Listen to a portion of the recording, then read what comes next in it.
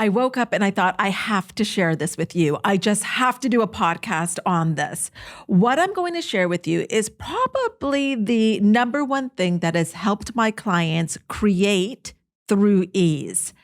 Ask them and they will tell you it is the difference between living in the reported world and the created world. Today, I'm going to share it with you so you can see what is possible.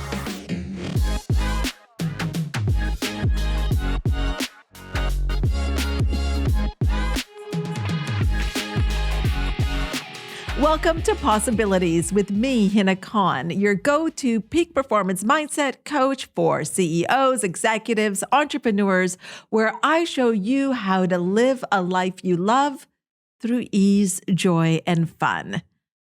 Way back in 1903, so like way back, the reported world told the Wright Brothers that a person could not fly. The thinking at that time was, it has never been done before, therefore it never will be done. And the scientific evidence around them supported that thinking. But they tried anyways. And on December 17th, 1903, the brothers flew the first ever successful powered airplane at Kitty Hawk, North Carolina. They named it the Wright Flyer. The reported world told the Wright brothers that there is no way they could create something that could fly. But they did not live in the reported world. They chose to live in the created world. And in the created world, they could hold on to the belief that flying is possible, despite the circumstances and conditions around them. And the rest, as they say, is history. I wonder what they would think, though, of the current planes. Like, it is pretty wild. Some of those, I don't know about you, but sometimes I'm on YouTube and I will just watch plane videos about people flying first class, like on Singapore Airlines, where they now have pretty much suites and it's like a room. You've basically got a room. And of course, we know that there are showers on plane as well. I mean, this is all so incredible when you think from where it started. So to live in the created world is to not be controlled by external conditions. But that doesn't mean that you deny them. You're not saying that, oh, there's no such thing as the law of gravity. Of course, you acknowledge them. In order to live in the created world, you've actually got to accept external factors and continue to think about what you would love and what you want despite them.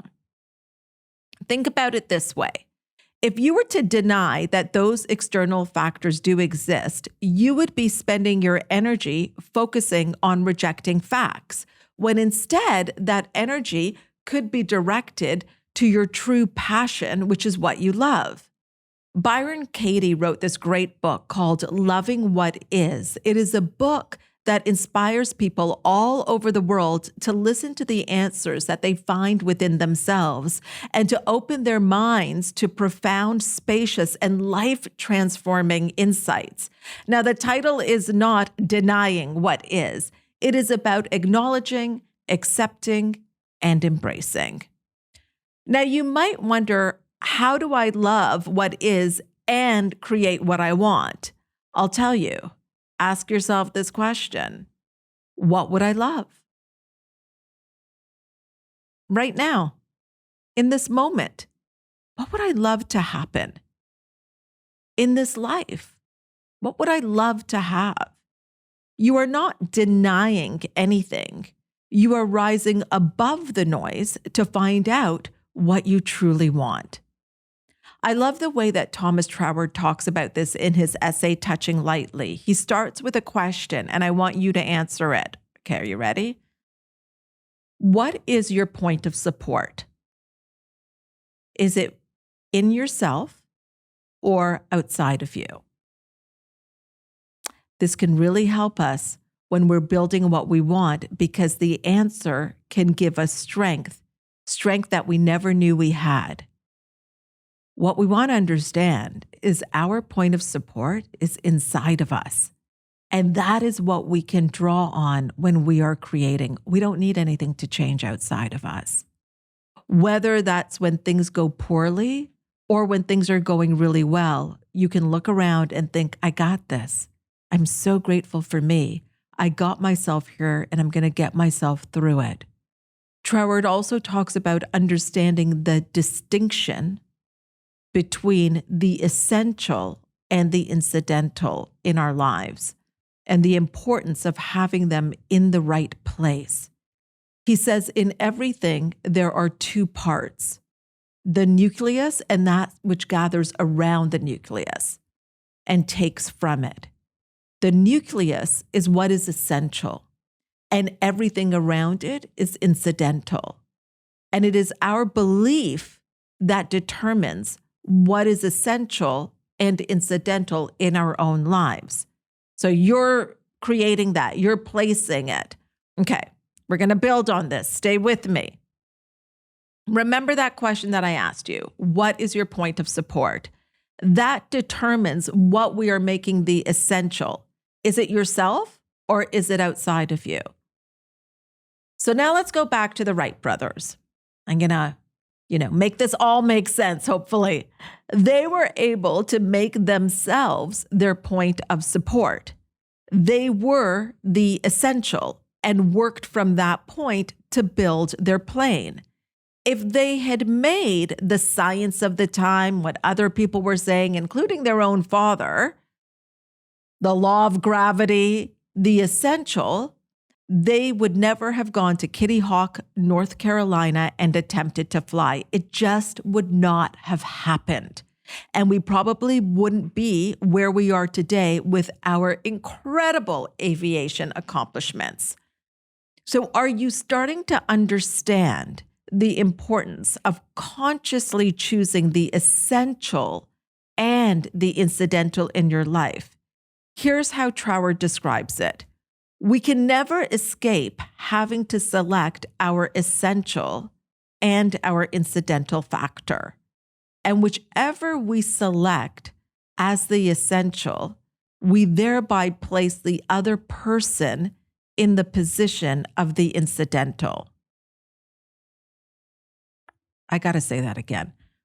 We can never escape having to select our essential. So you can't escape that. You may do it unconsciously, but you cannot escape it.